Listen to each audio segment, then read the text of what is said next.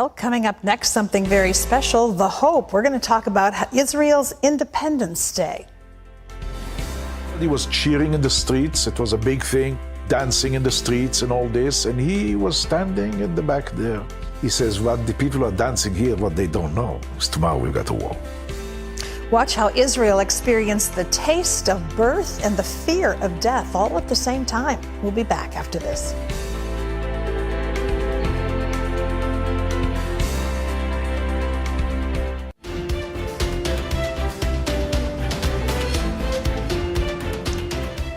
For Jewish leaders in 1948, the decision to declare statehood wasn't an easy one because they knew that independence also meant war.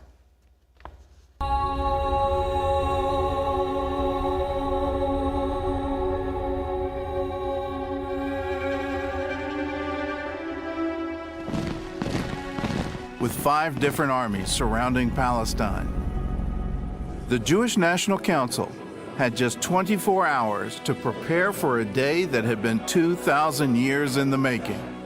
Council members placed a telephone call to Zionist leader Chaim Weizmann, who was in New York, rounding up United Nations support for the new state. When he heard they had voted for statehood, he exclaimed in Yiddish, "What are they waiting for, the idiots?" That same day, Golda Meir was ordered to fly to Jerusalem to meet with outgoing British leaders. She wanted to stay in Tel Aviv and attend the proclamation, but Ben-Gurion was adamant. So Golda boarded a small Piper Cub. But as her plane flew over the Judean hills, the engine malfunctioned, and the pilot was forced to turn back to Tel Aviv. So Golda got her wish, a front row seat at the proclamation ceremony. 350 invitations were sent out to Jewish leaders, rabbis, and members of the Haganah. Dark festive attire was requested, and the invitations stipulated that the time and place of the ceremony was to be kept secret. The council decided to hold the ceremony in the Tel Aviv Art Museum. It was a modest building, small enough to be easily guarded, and partly below ground level in case of an air raid. The council met for the last time to go over the wording of the declaration, which had been written by a group of lawyers. Religious members refused to sign the document unless it contained a mention of God, while others refused to sign anything that did mention God. David Ben-Gurion came up with a compromise. To the final line of the declaration, he added, "with trust in the Rock of Israel," a phrase that satisfied both sides. The night before the ceremony, Ben-Gurion still wasn't happy with the language of the proclamation. So that evening in his home, he rewrote the entire speech. While less than 2 miles away, the Tel Aviv Art Museum was being prepared for the ceremony. 2 carpenters worked through the night to build a small stage. The entire budget for the event was just $200. So organizers borrowed hundreds of chairs from nearby cafes, and local stores lent them microphones and carpets. A borrowed portrait of Theodore Herzl was placed at the front of the room, and 2 blue and white flags were hung on either side of his portrait. The flags bore the same design that had been introduced at Herzl's first Zionist Congress 50 years earlier. At Ben-Gurion's request, the paintings in the main hall were replaced with the work of Jewish artists like Marc Chagall and Samuel Hirschenberg. The stage was set. On the afternoon of May 14th, several council members met to approve the final draft of the declaration.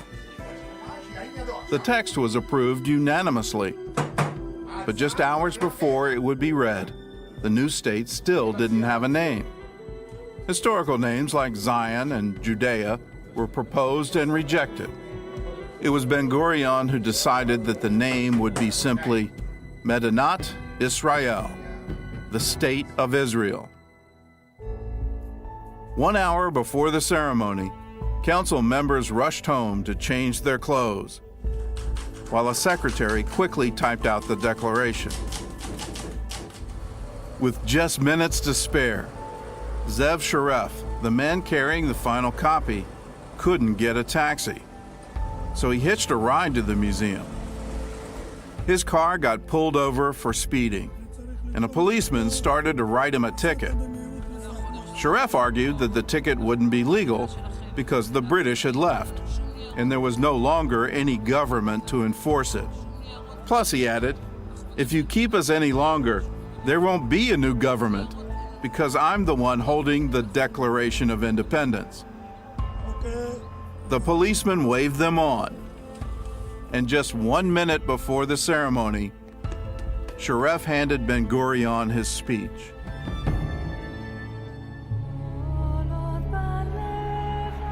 Despite the instructions for secrecy, the news had leaked out, and a large crowd gathered outside the museum. Jewish leaders were now racing the sunset to finish the ceremony before the Sabbath began at 5 o'clock. At 4 p.m., David Ben-Gurion called the meeting to order. The crowd rose and sang Hatikva. Then Ben-Gurion read the declaration aloud. The land of Israel was the birthplace of the Jewish people. Here they first attained to statehood, created cultural values of national and universal significance, and gave to the world the eternal book of books. Thus we hereby declare the establishment of a Jewish state in Eretz Israel to be known as the State of Israel. We appeal to the Arab inhabitants of the State of Israel to preserve peace and participate in the upbuilding of the state on the basis of full and equal citizenship. We appeal to the Jewish people throughout the diaspora to rally around the Jews of Eretz Israel and to stand by them in the great struggle for the realization of the age-old dream, the redemption of Israel. Placing our trust in the Rock of Israel, we affix our signatures to the proclamation on the soil of the homeland, in the city of Tel Aviv, on this Shabbat Eve, the 1948.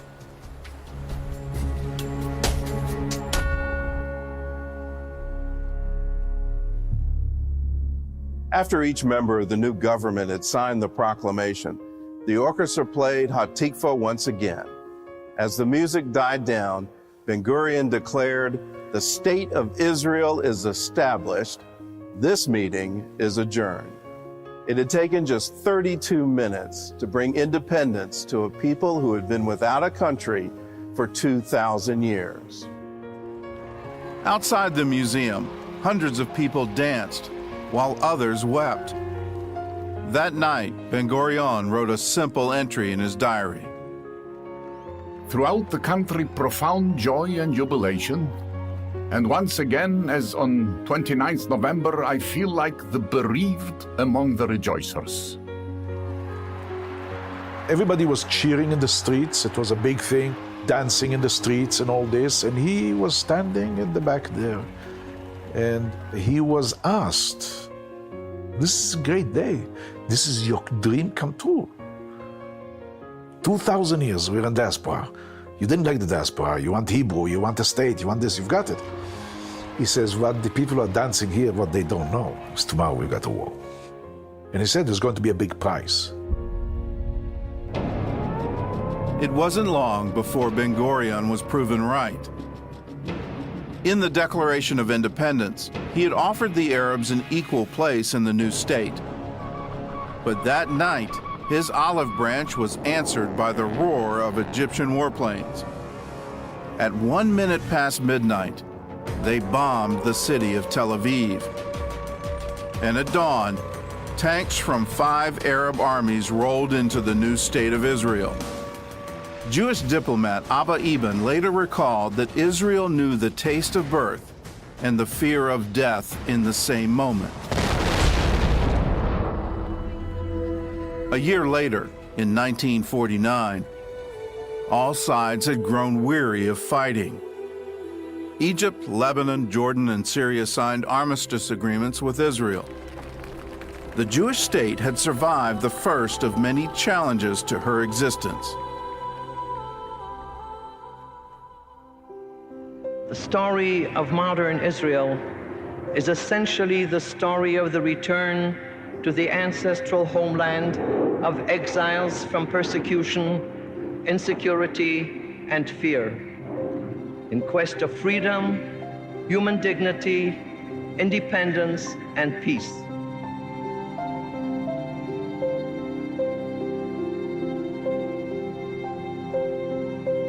She used to tell us very often, I never realized what John Hancock meant until I signed Golda Meir, the Declaration of Independence. Me, little Golda Meir, signing Declaration of Independence. 2 days after Israel declared independence, Golda Meir was sent back to America to raise more funds for the new Israeli army. For this trip, she received the first Israeli passport ever issued. 1 month later, she became Israel's first ambassador to the Soviet Union. She later served as the Minister of Labor and as Foreign Minister. In the early 1960s, Meir was diagnosed with lymphoma, but after the sudden death of Prime Minister Levi Eshkol in 1969, she was chosen to replace him.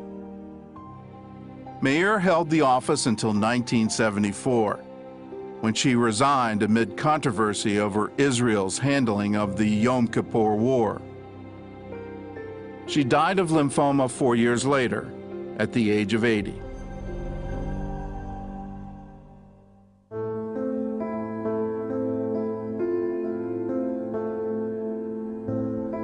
Two days after independence, Chaim Weizmann was chosen to be the first president of the new state of Israel, a position he held until his death. In his first official act, he met with President Truman to ask for funds to build the new country.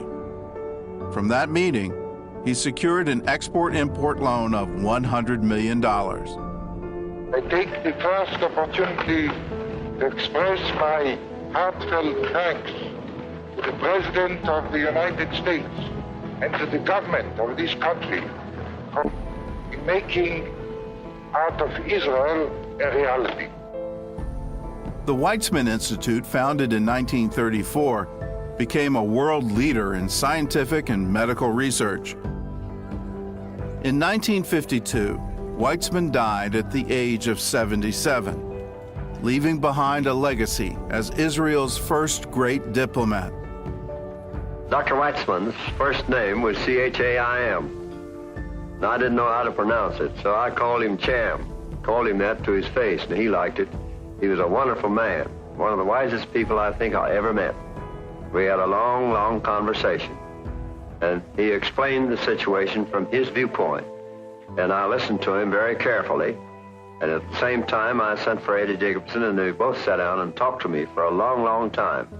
When we were through, I said, all right, you two Jews have put it over on me, and I'm glad you have.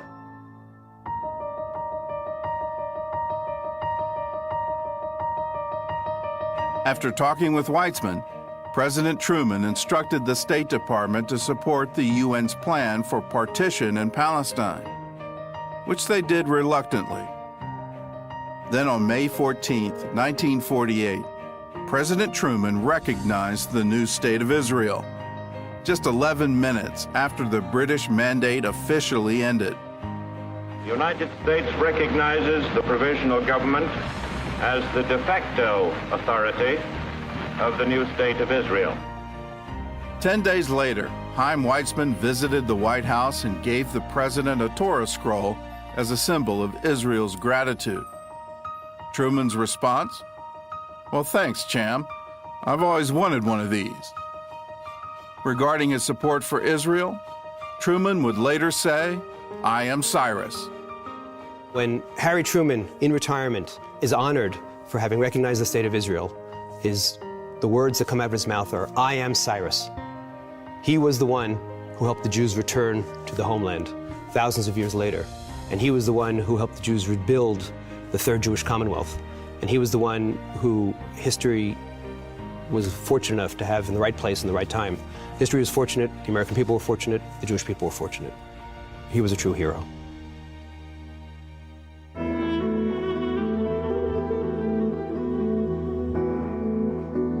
I bring to the American people the warm greetings of the people of Israel and our gratitude for the unfailing sympathy of America with our efforts for independence and regeneration. David Ben-Gurion became the first Prime Minister of Israel and the first Minister of Defense, offices he held for 14 years. He was later named one of Time magazine's 100 most important people of the 20th century. In our revival, we have been inspired by the message of our Bible and by the traditions of our ancient history, which elevate the dignity of man and the principle of justice, and which command us to love our neighbor. When Ben-Gurion retired from political life, he moved to a kibbutz in the Negev desert, where he spent his final years writing a history of Israel. In November of 1973, Ben-Gurion suffered a cerebral hemorrhage that would take his life 2 weeks later. At the same time, his grandson Alon was a patient at a different hospital. He had fought as a paratrooper in the Yom Kippur War and was still recovering from serious injuries. I knew about him, that he's in the hospital. He didn't know about me. When he asked, "Where's Alon?" they said, "He's in the field, he's fine." Someone bought me a small TV, I'll never forget it. We saw the funeral through the television, black and white. Some of the doctors came and they sat with me. The doctors said it's an end of an era.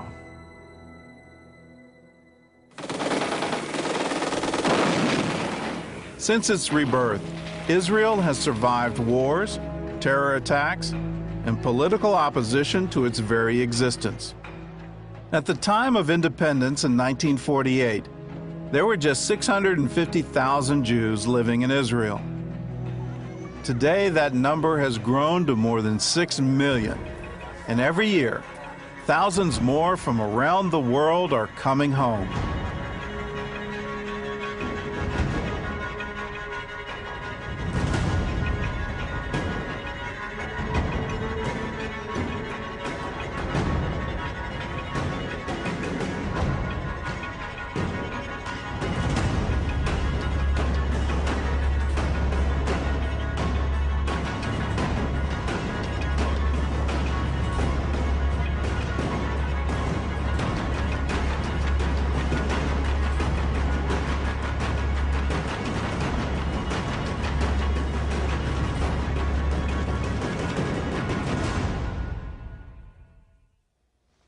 What you just saw is an excerpt from the docudrama, The Hope. It's a wonderful story of the history of Israel, the miraculous provision of God for that nation. You can have it. It's your gift for $10, or a gift of $10, and you can order either the DVD or the Blu-ray if you'd like to get a copy of your own, because it's quite amazing to have. Call the number on your screen. It's 1-800-759-0700, or you can log on to cbn.com/IsraelTheHope.